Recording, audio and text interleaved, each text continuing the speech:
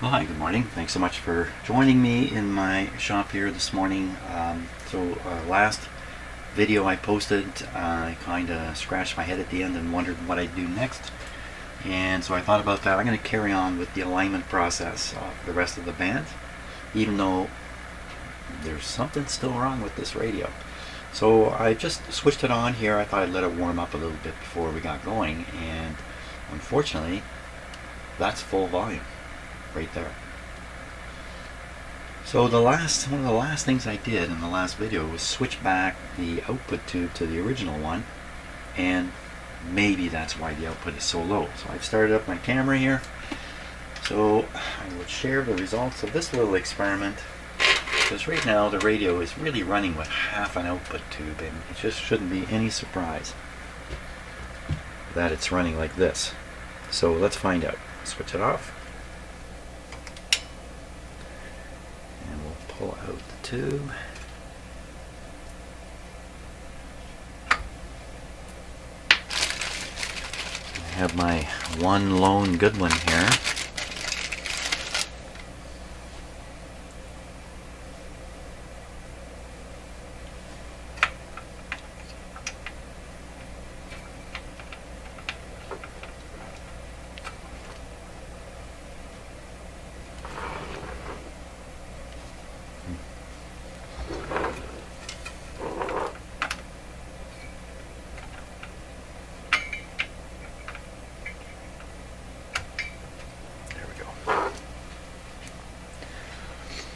Okay, volume test.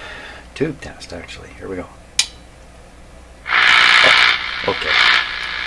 Yeah, so this tube's not going back in there again. Great.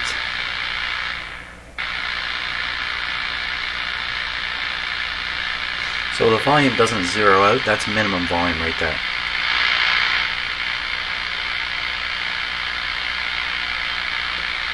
Now, next thing. So I guess with it set on, we got to listen to that? No, I'll take off the antenna here.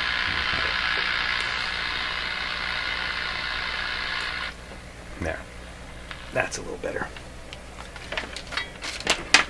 So another thing, as I was studying the alignment instructions a little bit, and for the next few bands, the alignment instructions do the same thing. They tell you to adjust the oscillator at one frequency, but adjust the RF and the other adjustment somewhere else on the band. And I was kind of curious, why are they doing this? For instance, it's 18 megahertz for the oscillator and 18 and 1755 for the two other adjustments. Why not do them all at the same frequency? What's going on here? So just in studying it, I concluded what they're doing is they're specifying a very round number for the oscillator adjustment. So let me pop the instructions up here. We'll look at them together here. Okay, so as an example, steps 9 and 10. You see, the oscillator is done at 15, but the RF and antenna slugs are done at 14.8. And so I was looking at this chart and wondering, why are they doing this? Here's 18 for the oscillator, 1755 for these. And likewise down here, 10 for the oscillator, but 9.5. And then one that kind of caught me a little bit off guard, on this band 5, 4 for the oscillator, but this time you don't go down, you go up to 5.2. Now looking at this chart up and down here, wondering what would be the benefit of this. When I looked back at the radio, it became apparent. So I'll show you. Let's look back at the radio. So the oscillator numbers are nice round numbers, like 18 megahertz, that's here, 10, that's here, 8, that's here. It's all out in this part of the band. The other frequencies, 17, 55, 9.5, and others, are in the middle. There is the key to it. So they got the oscillator being adjusted at the high end of the band, but when you do the antenna adjustment and the RF adjustment, you do it in the middle of the band, roughly. Now they want you to pick one of these dots, of course, so you get the pointer, to be in the right spot. Why pick 18? Why not pick 18.2? Why pick 10? Why not pick 10.3? And the answer is, I think, They want nice round numbers because they know the kind of equipment that existed in the world for guys like me, repair shops and that, could quite likely have nothing more than a crystal controlled oscillator that would only snap to very fixed frequencies like that. They didn't have a variable oscillator that they would know the exact frequency of. That's the key thing. Not like mine here, even mine. Okay, I have a great scale here. I never use it, but this is actually a very accurate scale on here. But I got one of these guys. We all do, don't we, today? Not back then. So that was the key. How can you help the repair or technician down the road to achieve what he has to achieve with the equipment he's got? Is specify things he can do, or she can do. I think it was all he's back then. So what would it be? Nice round numbers. 18, 15. There you go. The center one, you don't really need to be on a specific frequency to do the RF. You just need the radio tuned well before you start making the adjustments, and maybe double checked as you do them. So knowing exactly what frequency you are on in the middle here doesn't really matter during that part of the alignment. That's my story that I've conjured up to explain what I'm seeing in the manual, or else I'll be scratching my head forever. So at least my imagination has relieved the psychic tension of me not understanding what's going on around me. That's the purpose of your imagination, by the way. To relieve psychic tension when you don't quite get everything that's going on. Human beings can't live, no animal can live standing still, freaked out. It's got to make decisions, it's got to move forward, it's got to do things. That's what our imagination helps us with. I'll give you a weird example. Let's say you go into somebody's kitchen. You've never been in the kitchen before. Are you suspicious about what's going on underneath the refrigerator? Maybe there's a hole under there. Maybe there's a big hole going down 50 feet. What? No, of course not. Your imagination tells you don't think like that. There's a solid floor under that fridge. There's nothing there to worry about. We know that. So you can walk into the kitchen and feel comfortable knowing the fridge is on a solid floor. Watch what animals do. They sniff around that fridge. They sniff around and they're just not quite as imagination-airy as we are. They sniff around to see, is there a hole under this fridge? Anyway, let's carry on here before I get too philosophical. Though that's already happened. Okay, next thing is we're going to do the alignment on this radio. I imagine we are. And just before we do that, I should really draw the connection here between imagination and the work that's going on my bench here. There's a constant process of imagination. They're trying to imagine what is wrong with the radio before you really know it for sure. And by imagining what's wrong, that gives you some notion of what to do next. It helps you again as a human being to move forward, even if what you've imagined turns out to not be the case. And I just realized a bit of a mistake I made here with this guy. So for the first time I've noticed this metal bracket is tied right in with the loop, with the wire here. I didn't realize that. I thought this bracket was isolated away. So I've got this thing tied solidly to the chassis here, and I'm connecting my my other radio, my SDR, to it. I didn't realize. I did not realize what I had done there. I just imagined there wouldn't be a problem. Turns out your imagination's not right all the time. Okay, now I'm going to get myself ready to do the actual alignment. You know, I'm way into this imagination thing, so let's just go a little further into it. I've showed this book once before, I think. Can you read the title of it? Applied Imagination by Osborne, a revised edition. I have a signed copy of this book. My father knew this man, Osborne. He's a professor at the University of Buffalo, I believe. And he wrote this book about imagination because he thought people were underutilizing their imagination. And why is that? Because they don't know anything about it. Why is that? Nothing taught in school. And so he wrote this book to try to encourage university-level courses in applied imagination. He thought it was the key to the future of mankind. Now, you know what? This book is incredibly influential. You've all been influenced by this book already. You don't even know it. Because if you've ever heard anybody say, let's brainstorm, brainstorm came out of this book. This book is the genesis of the concept of brainstorming.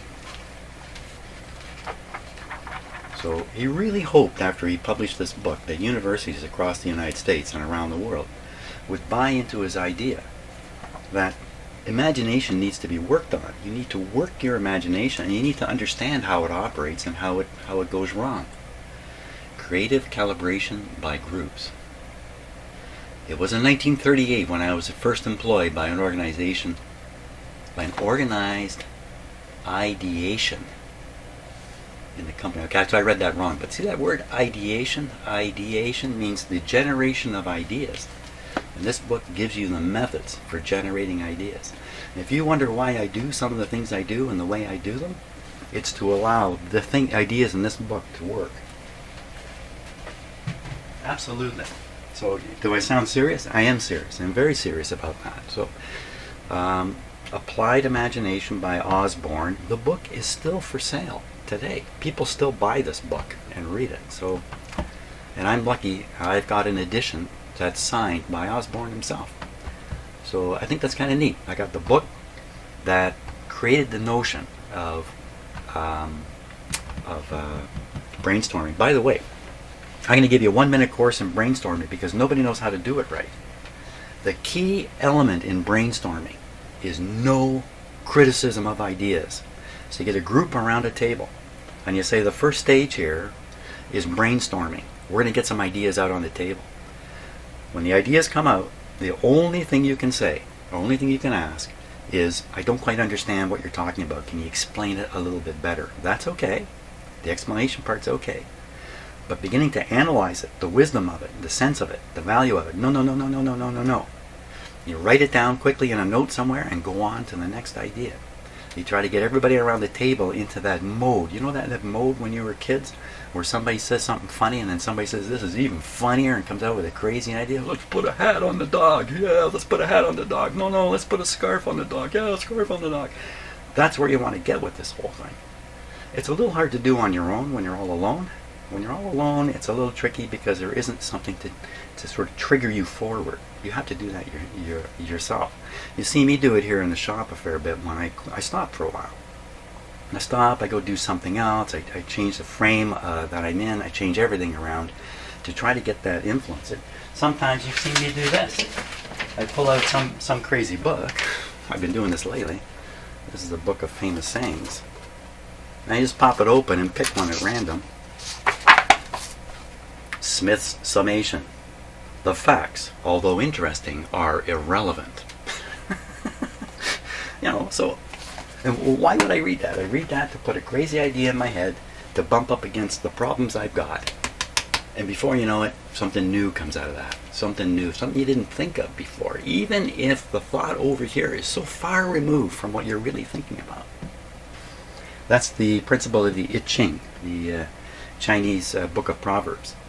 Now you open up that book, you carefully select a page, doing some methods, some sticks, stones or something, coins or something to get you into the book, pick something out, you read it, then you try to apply what you read to what your problem is. Even though the Chinese book was written 2,000 years ago or something, and your problem is fixing a radio today, it still works because it makes your imagination work.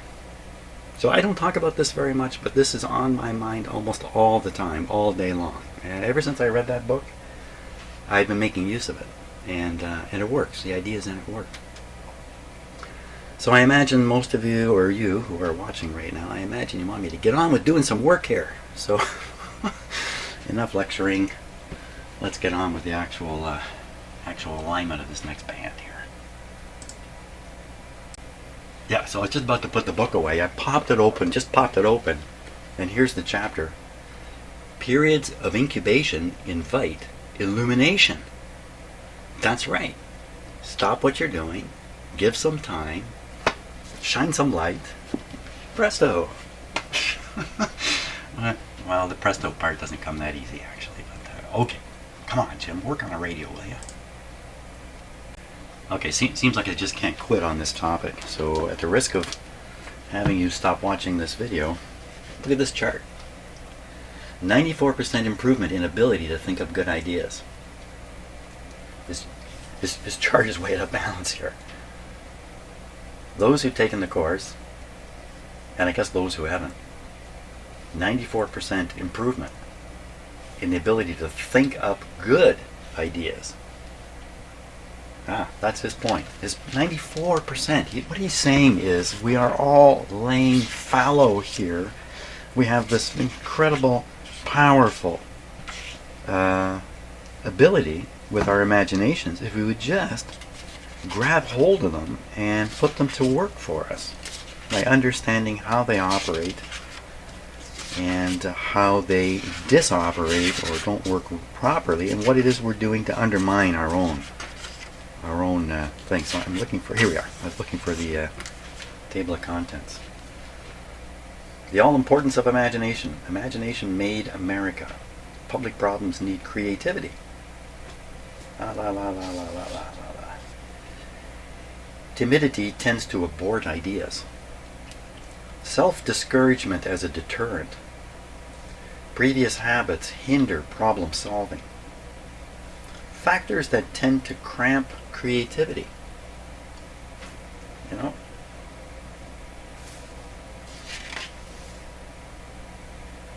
Encouragement cultivates ideation, creation of ideas. And on and on and on. So I won't go into this anymore. The point is, if you aren't actively using your imagination, if you're just letting it run free, like my cat, you need to bridle it a little bit and bring it under some control so you can ride it forward yourself and make it help you in your lives. This very, very powerful tool that is in human beings, like so many things about us, are stunningly powerful. We ride around all day with our brains in our heads, and we forget the amazing things that are happening as we do this. We can't keep conscious all the time of how fantastic it is to be in the universe, be conscious, have hands, eyes, ears, all these things which are just fantastic. But we take it all for granted, and we'd rather spend our time watching American politics on TV for some reason. Wow, am I ever out of sorts this morning? Holy smokes, I must have slept too much or something. Okay, next time I come on, I'm fixing the radio. Okay, I think we're ready here. Steps 11 and 12. Now what we want to do, step 11. Same as step 9, connect dummy antenna. I don't think I've done that properly here. So,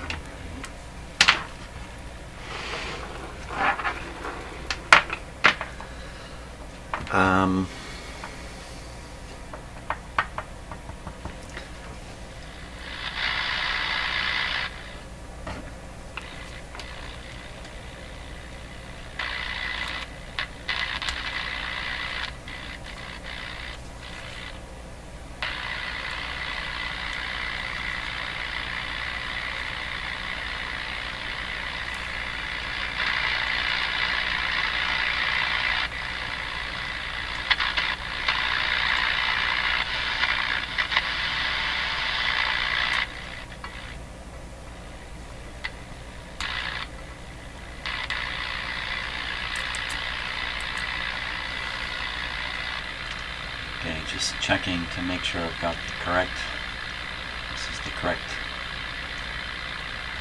arrangement on the antenna here.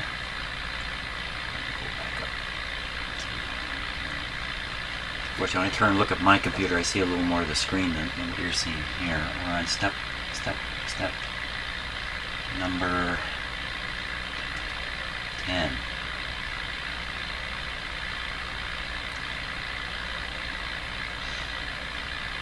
This wants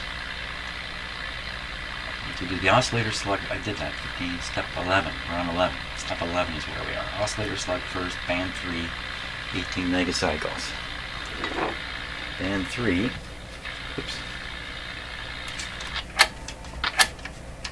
3, 18 megacycles. taken a lot for me to calm down this morning, by the way.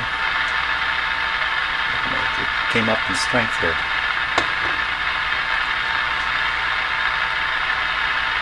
'18 right on. What? What?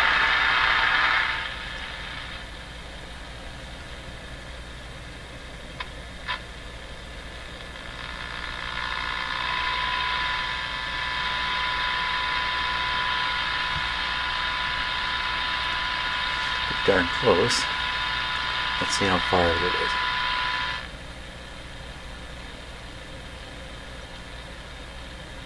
Okay, 18 on the generator.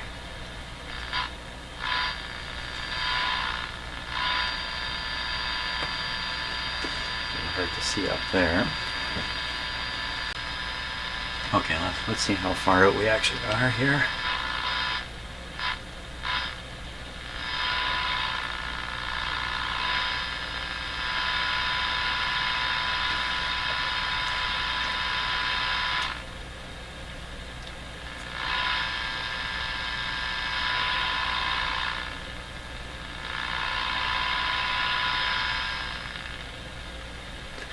So we're about that far out. That's enough to correct. So to correct the oscillator, it's a fairly straightforward thing to do here.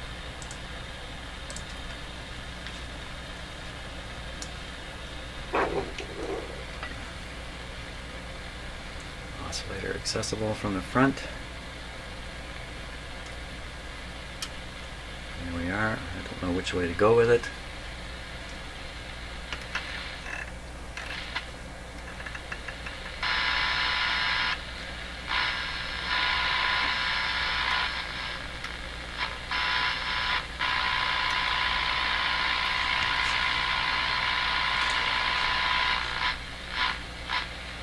Good. That's all that took. Okay, now got to pull the strip out to get at the other adjustment. Okay, and the strip number was in a chart at the top of the VR. So for band, we're on our way to band 4. Band 4 would be 9L. 9L. Oh, these numbers represent the megahertz frequency.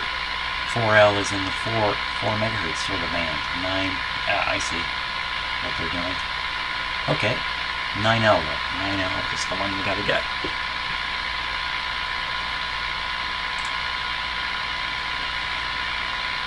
So to do this, I think I'm gonna. I don't want to be turning the radio on and off all the time. See, I had to turn the volume up pretty high to hear that. So 9L. So I turn this until we see 9L come up here. Here it is. It's not in the best position. Let's see if I've improved my technique here on getting these out yet.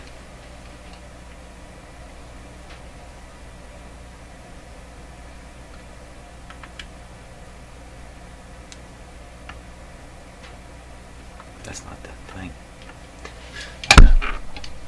Pulling on the wrong thing there.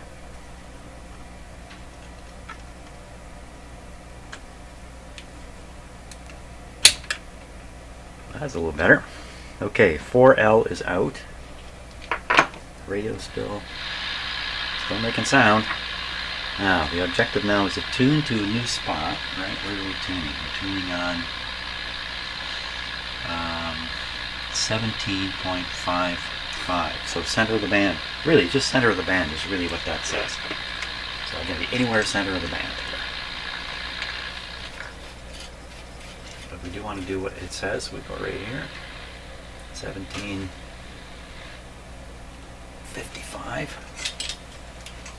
Let's see how close we are here.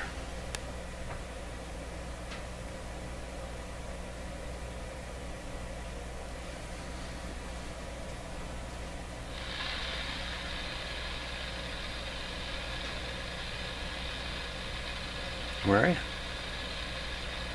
17,550. 17,550 is where we are.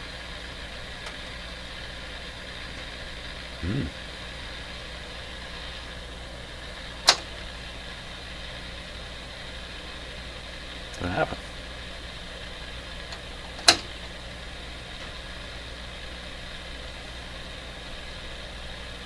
Did I change the bands or something? I did. What was I trying to do?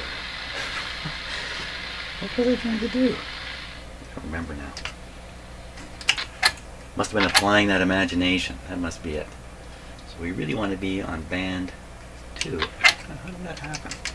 Band 2, band 3. We want to be on band 3. Oh, let's see if I know what I'm doing yet. Turn it way up on band 3. We're roughly at 1755. Oh yeah, it's there now. I don't know what happened to me.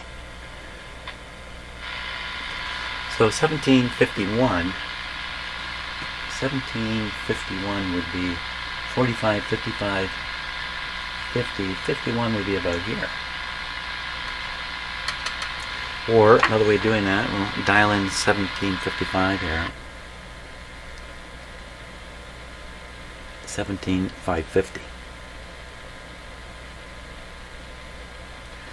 17,550, and we'll find out where it is on the dial. So again, you know, that's a fair bit off. It's there. It should be here. You know, this radio is, this band is spread enough that you could pretty much dial in a frequency directly if this thing were accurate. So it's worth getting it there, I think. Okay, oscillator. I did the oscillator up here, so I won't be fooled again. I pulled this out. Oscillator shifts a bit, but don't worry. And I'll make the adjustment. Adjustment of what? I need to tune in the signal here.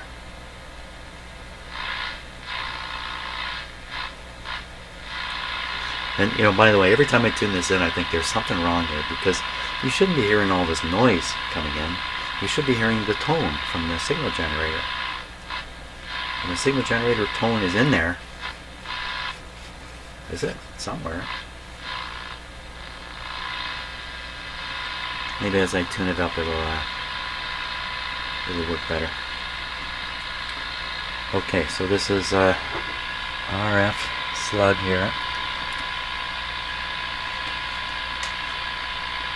Okay, going across. Wait a minute. Oh, I ever mess up? I took out the slug for band 4. No, I didn't. I took out the slug for this. What happened to me? I've had a stroke or something? What's going on here?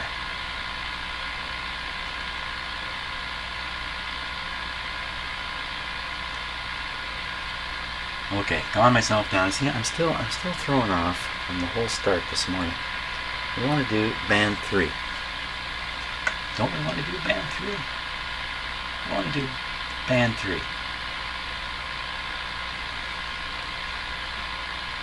Band 3. Band 3. 17L. What a knucklehead. After explaining, I recognize the... I don't know, is that the entertaining part of these videos? I don't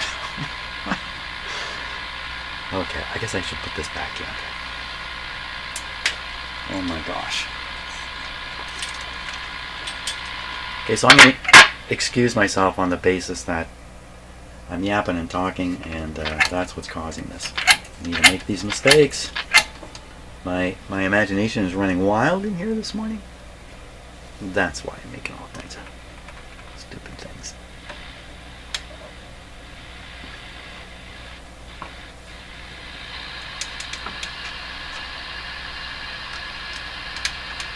That's a little better. Now let's just look at that chart again. Let's just look at that chart again. And where is that chart? The chart is over here. The chart is over here. 17 out. How can you get it wrong? How can you get it wrong? Well, let me show you.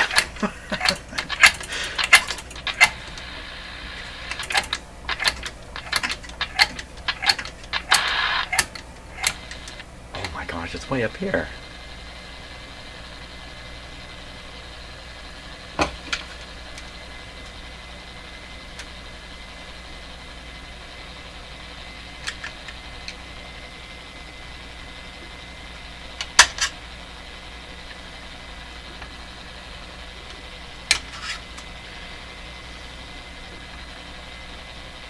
I don't like what I'm doing here. Let me get a, what have I got to hook it? What can I hook it with? I got some tool to hook it with. So we're going to hook it out. 17 out, not 14. Oh my gosh. I don't think this is going to work well.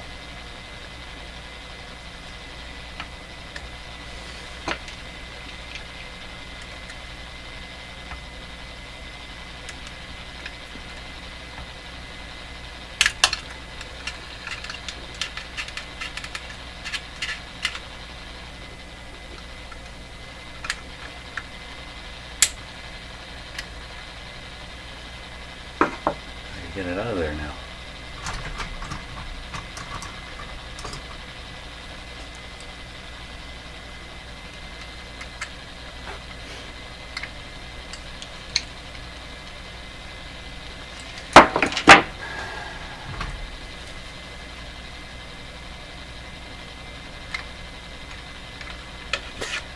Can't grab this. Oh my gosh, it's ready to fall out. Okay, I got it out of there. 17 now. Okay, back to that band after all that monkey business.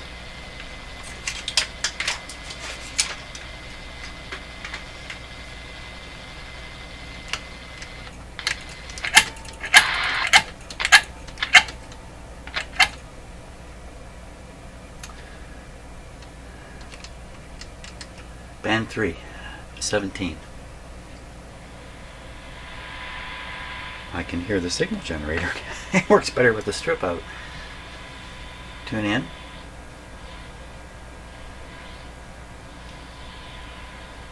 I'm watching that meter. Not reacting very much. So I'm going to give it a little more juice on the signal generator. It didn't make a lot of difference. I can definitely see it on the meter now. We're tuned. In you go. This time somehow I managed to take the right strip out.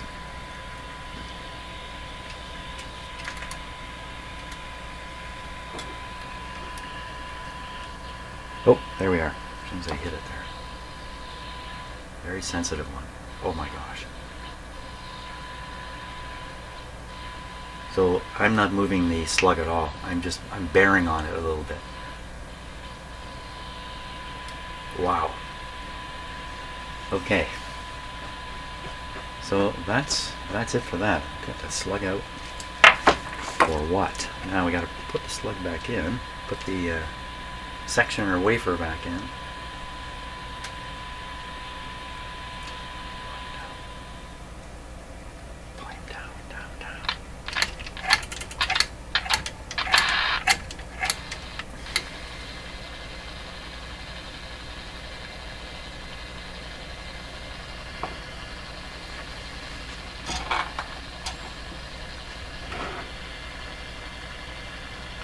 It's really awkward.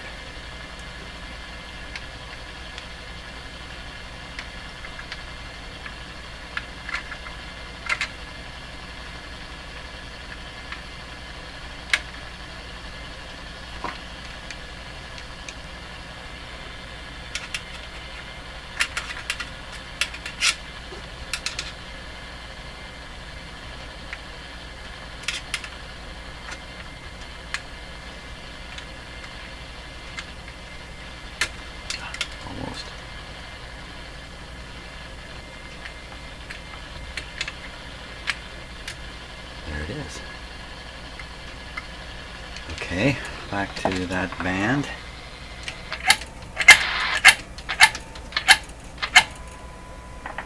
There it is there.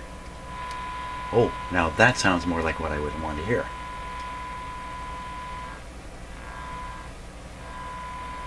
There's that hum thing. Let's hear it a little louder.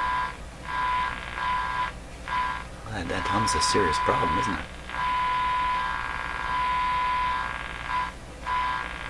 Okay, let's just keep going on the tuning now.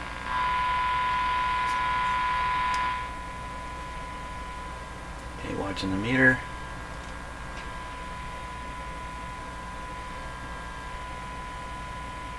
Probably a mistake that I moved this.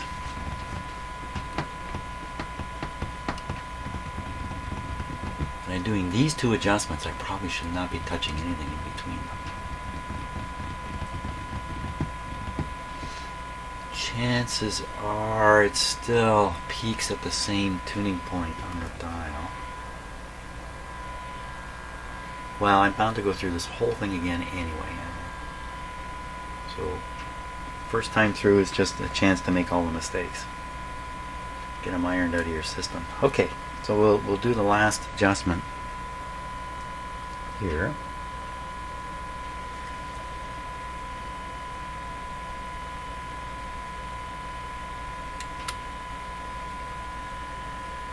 There we are, I'm in. Okay, looking at the meter. Isn't that something? Turn down the volume a bit.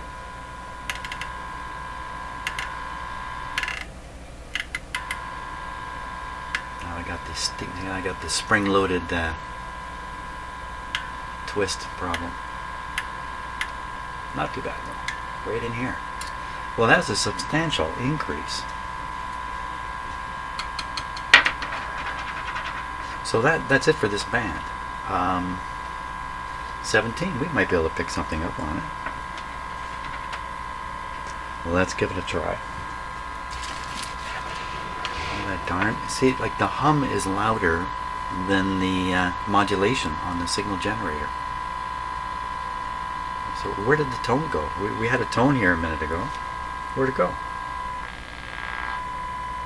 There it is. Ooh. There's that pull-in, you know, there's a pull-in effect here. This is probably making this a little tricky. Quite distinct. Okay, apparently the radio knows what it's doing. Good for it.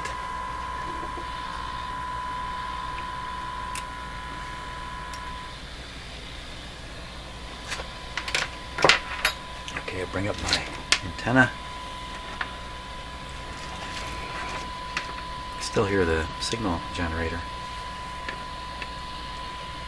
There.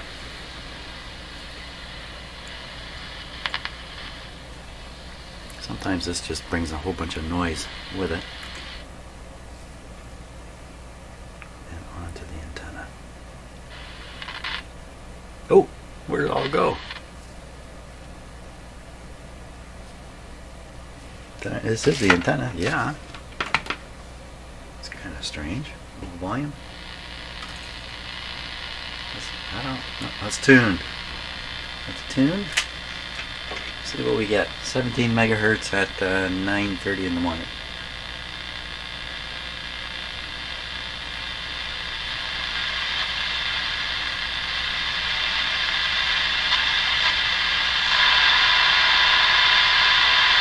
That's my signal generator. It's quite sensitive. Pick that up. Oh.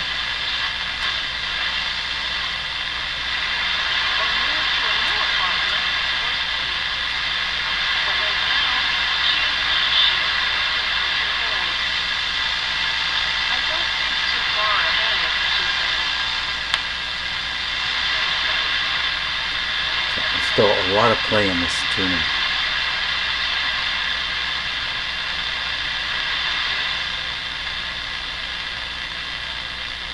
That's up at 17.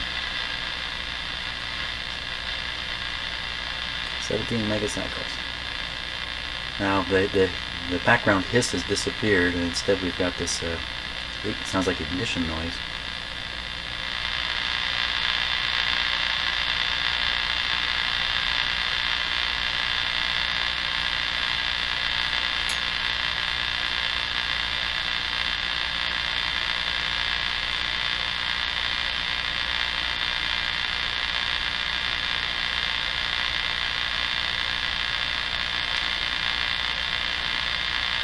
French EQ Africa. French Ecuador? French, I don't know what that even is. French something Africa. Vatican City. Congo. Dakar. The Marianas Islands. Really? Oh, that's over here. Vatican. Iran.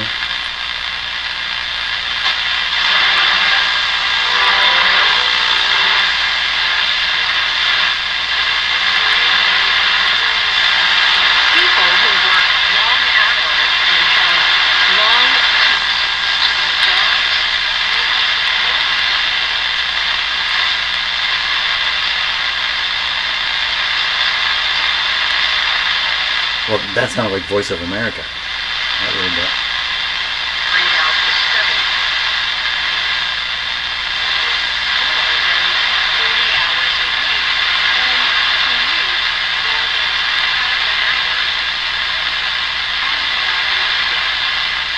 Yeah, that's got the classic Voice of America special English sort of sound to it, where things are read fairly slowly. And the vocabulary, I think it's limited to 1,200 words or something like that. I don't know if they still do that, but it sounds like it. The news in special English to help the rest of the world understand the news in English. That's the old days. So it's working. Doesn't seem to be 100% because somehow it gets a little fadey in here. But it's working. So primarily that's what I'm discovering here by doing this. Are all these bands working? So let's go on to the next band. See if I can mess that one up. Band number 4. Really good chance we're going to pick stuff up here. Let's see.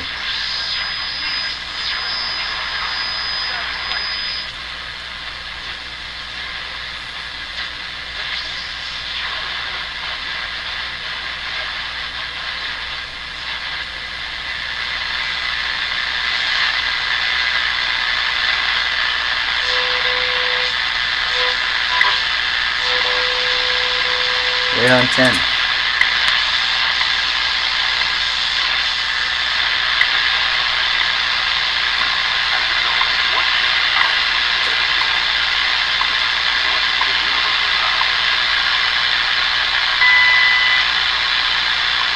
No. But I have another clock in here. I have an atomic clock in here. I don't know if you can see it way up on the wall at the back there. Now that one is an atomic clock. That one, I just changed the batteries on it the other day. You just change the batteries and leave it, and it sorts out what the time of day is, date, and all that stuff. Because of clock signals that broadcast throughout North America, that clock picks up. You might know about this. They call them atomic clocks because the clock signal is originating with an atomic clock. Probably the one we're listening to here in Boulder, Colorado. So actually, if you do watch that clock I just showed you and listen to the guy talk, at the moment the beep comes, the clock will change. It is synced up. So this band's already working. Let's see if we make it better. Oscillator doesn't seem to matter. I mean, I can't make that any better. It's right on 10. You know, that's another thing about the oscillator settings. Frequencies like 15, 20, and 10, and 5, they have WWV available. If you're lucky, you can pick it up, and that tells you the frequency for sure. So again, in the old days, that's the kind of stuff that had to be done for sure on a radio like this. So what we should do is just skip on to the next step here.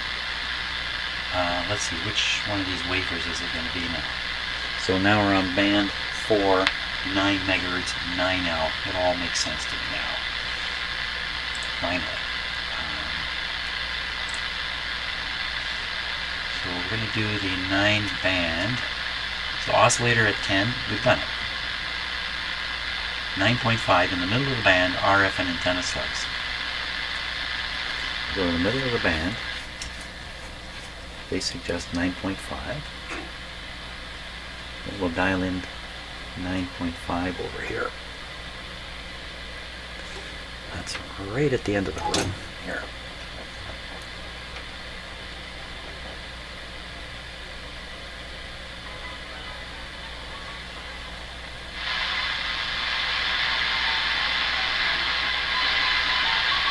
There's a station there. Okay, so we'll go to whatever this is, right here. That'd be 9. It's a little below.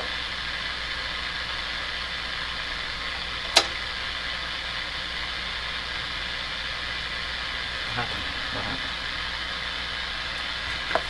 Hook up the signal generator. That's right, we're still on the antenna. Yeah, come on, Jim. That's why you're picking stuff up. Interesting. When I take the ground, I was thinking about this. When I remove the ground lead, it sounds like I took off the antenna lead. Listen, I'll put the ground lead back on. Okay, so never mind what I just said. And my explanation, which was about to follow, you will not hear now. Okay, let's hook up this guy here. One on there. And now I gotta think about this a little bit. Not too much.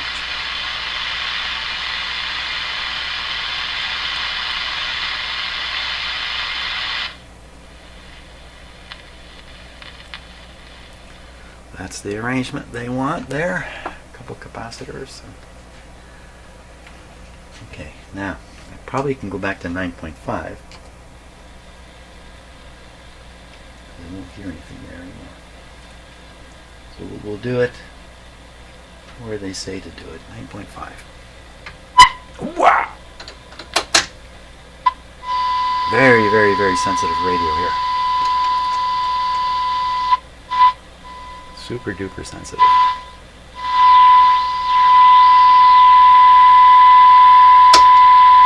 Oh my gosh, how am I supposed to, I guess we just turn the volume down, but wow. So, my signal, I have something going on here. My signal generator is set for very, very low signal now, and this thing's picking it up like gangbusters. The actual amount on the antenna wire could be something like around 10 microvolts. That's really sensitive. Okay, let me try this.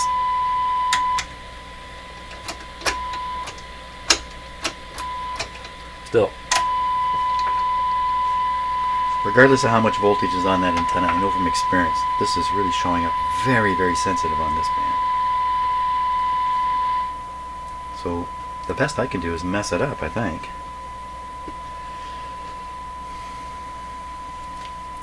So from here we need to take out the wafer to get at one tuning thing. Now the last one turned out to be very well tuned. I think the same thing will happen here. So I want to take out 9L. 9L. Volume down. Yep. Yeah, this is working really well, that band.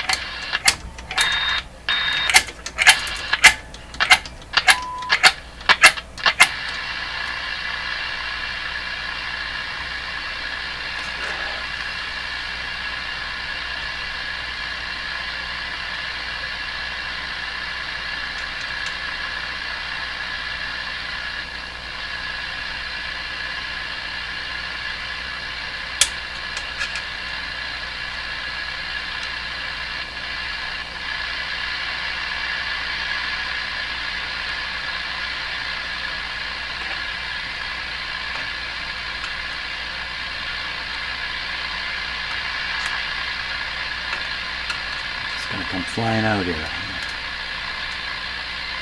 Folding it.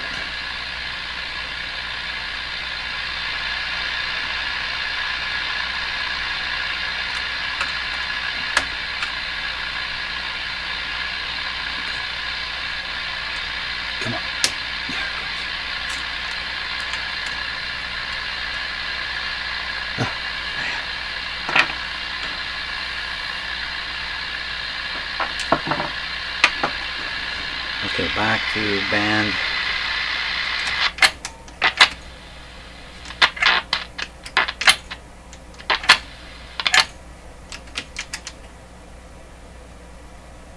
band 4.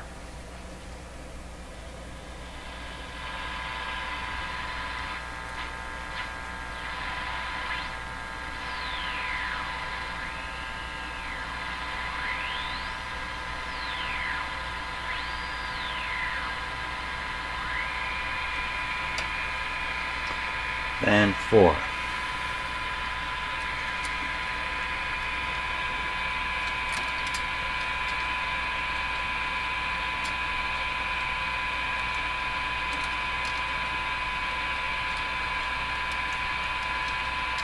There we go.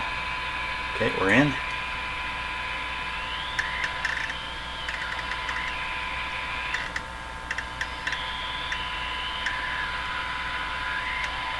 Right on. It was right on.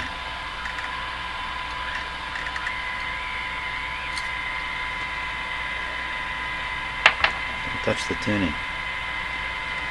Now we come back, pop this in.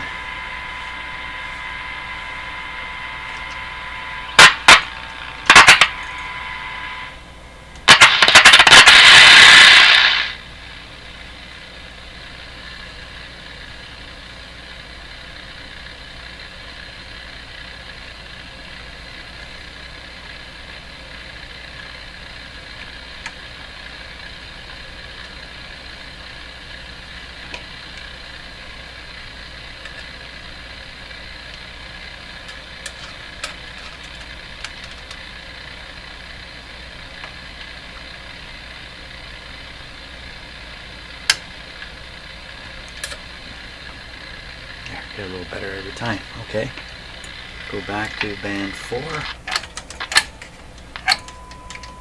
Oh, that sounds nice. Don't touch the tuning. Band 4.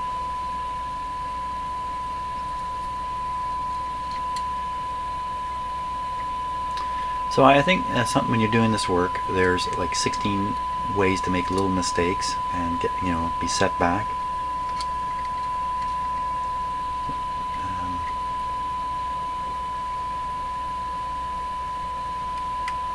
Okay, antenna adjustment, and we'll finish that thought.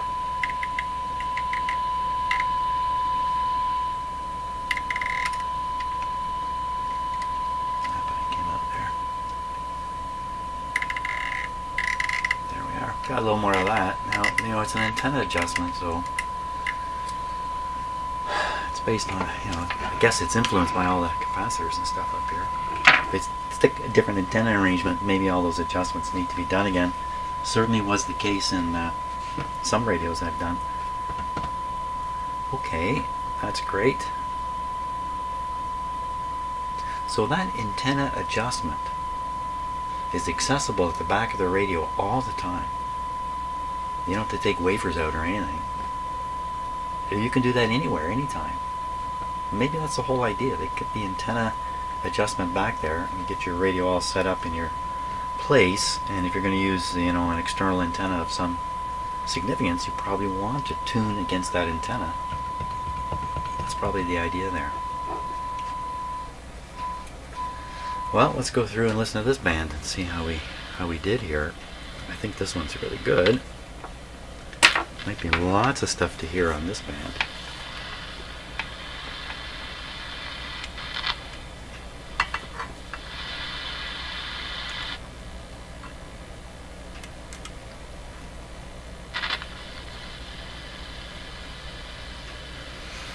Okay, so that's our external antenna.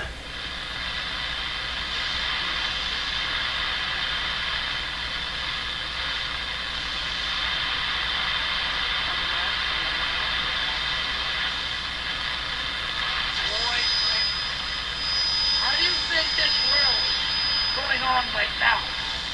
Okay? No truth? Brother Stare.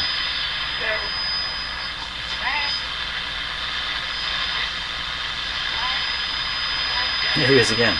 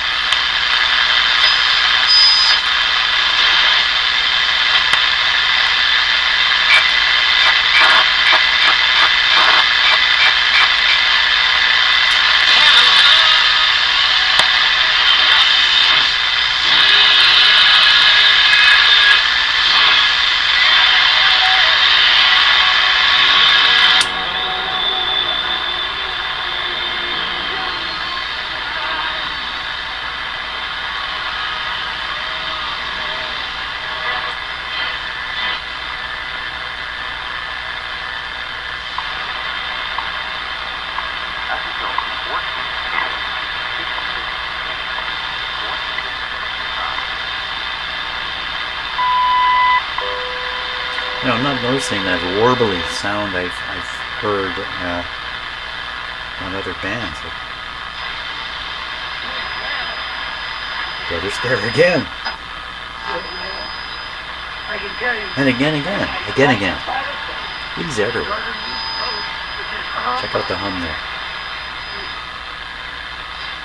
There you go. Where'd it go? Try that from you today. Ooh, did you hear that? What now? Huh?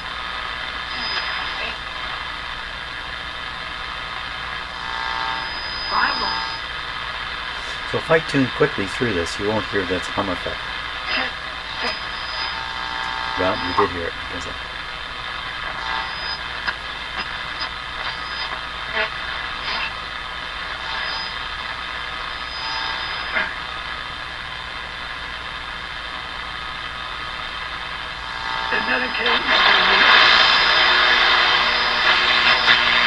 what just happened?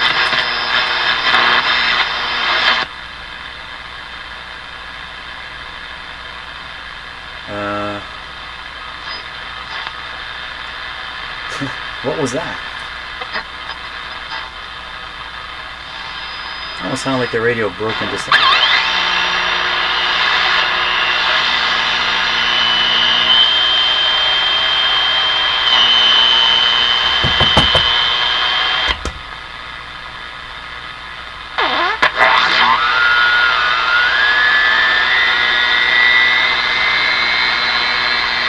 She's gonna blow!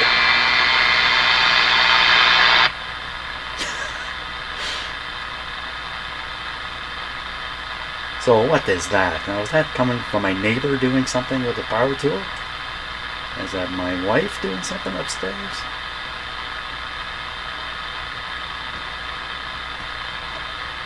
I don't think that came out of this radio on its own.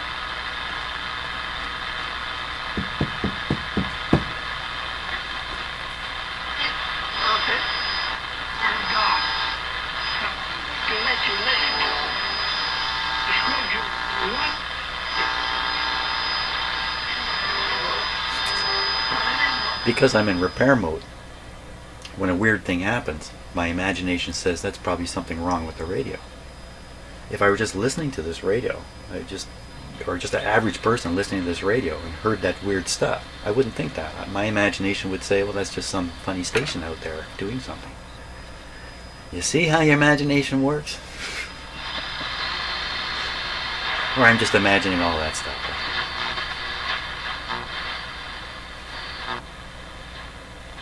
Well, the hum is interesting to me. Is interesting. Where'd it go?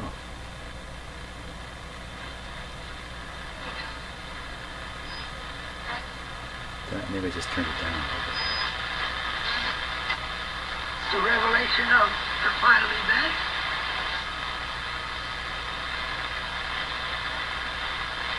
In the world. Rise in politics. And if you can remember, the Antichrist is Satan taking possession of man. The Antichrist has taken possession of what? Oh my God.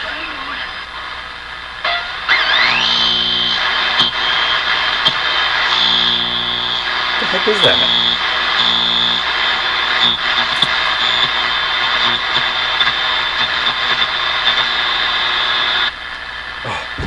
I'm going to try to get another radio on to see if it's coming across on another radio.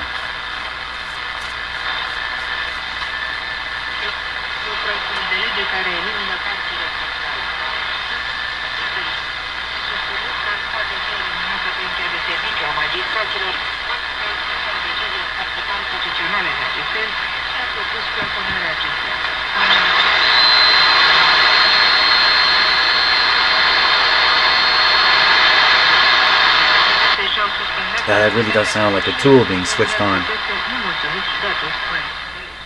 Why it would be picked up by this radio? You know, I have this hooked up to a big antenna. It runs around the perimeter of my property as big as I could make it. So, you know, I don't know. Nobody's outside today, I can be sure of that. So, but I'm sure it's not the radio breaking into oscillation there.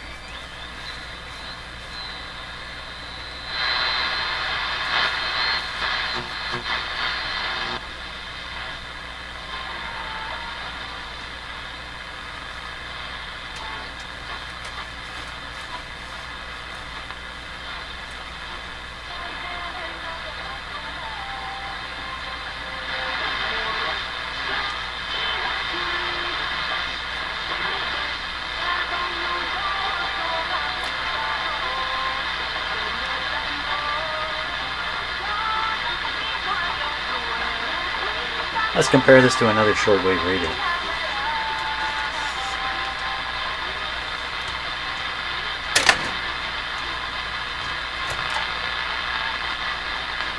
It's my radio up here. So we're listening to around 17,550.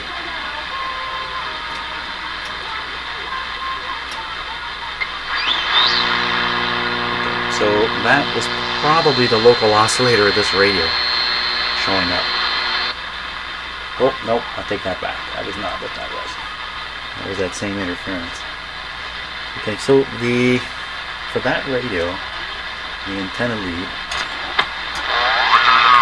is sitting right here.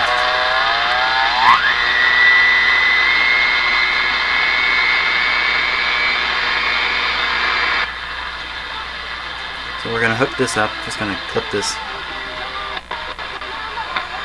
outside antenna here. I think my signal generator is coming in on this radio. You're hearing it right now.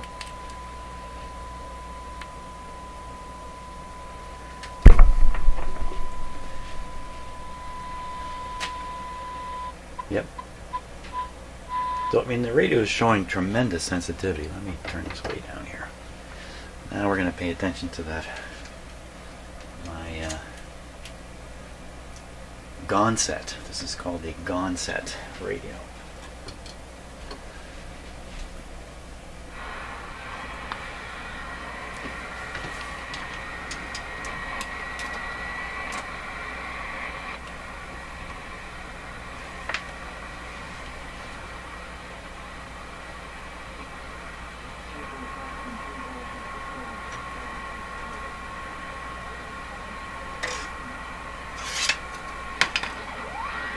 Oh, there's that same interference sound. Get the dial to come in. So this radio has two dials. This is a band spread of this one. This is like a fine tuning of this dial. Dial here, dial here.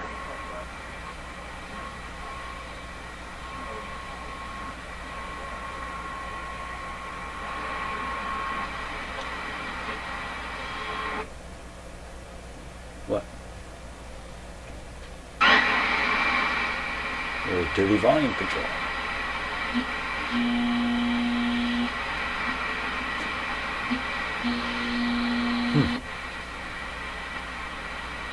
And 15.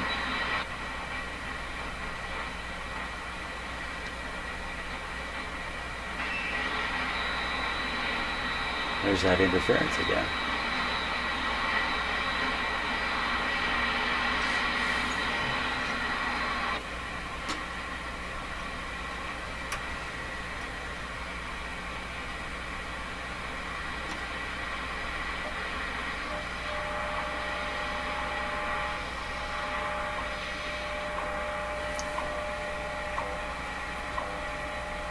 Now that's up at 15. Or down at 15. Okay, we hear how good that is?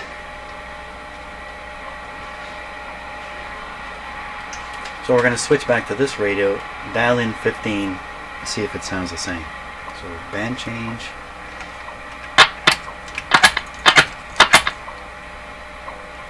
Fifteen is here. Antenna off. I'll transfer it over to here. Well, that's pretty different.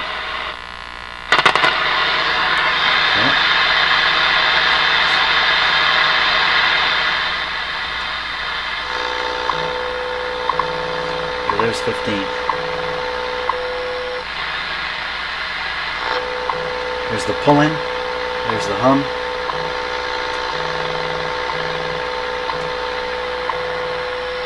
Or whatever it is.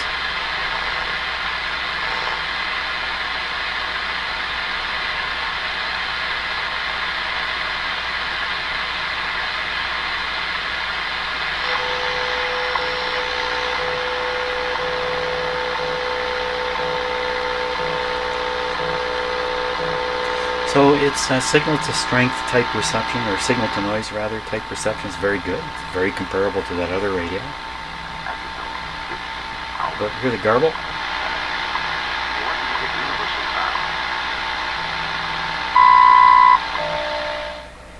But I didn't think I heard that garble on this band. Let's go to that band. And see if we can get WWV again at 10.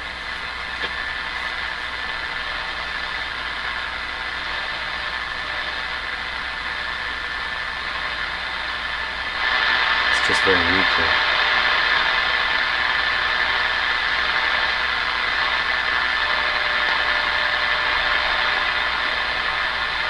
Like I've noticed before, the hum and the garble don't show up on really weak signals. So let's see if we can find a stronger one on this band.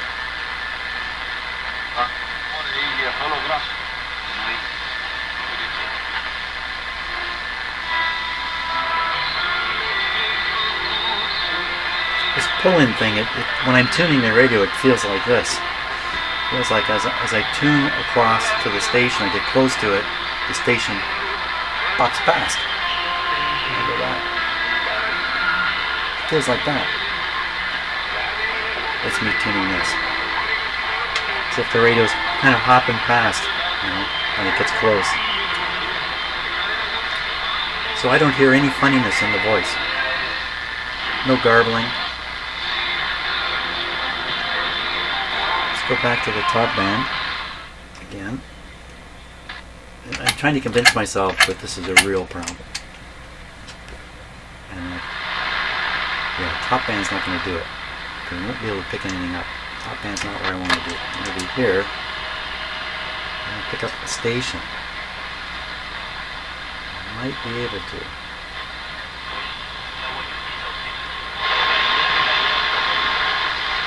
A stronger one.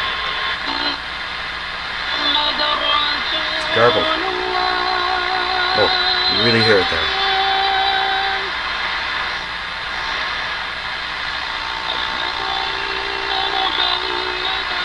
So, I don't speak this language, but we can guess this is Saudi Arabia, and this is a man singing the Quran. We can guess that. May not be the case.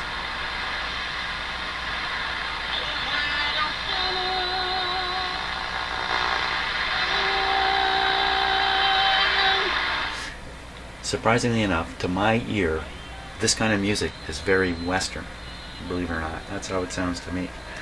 Okay, recap the situation here. Alignment going kind of okay.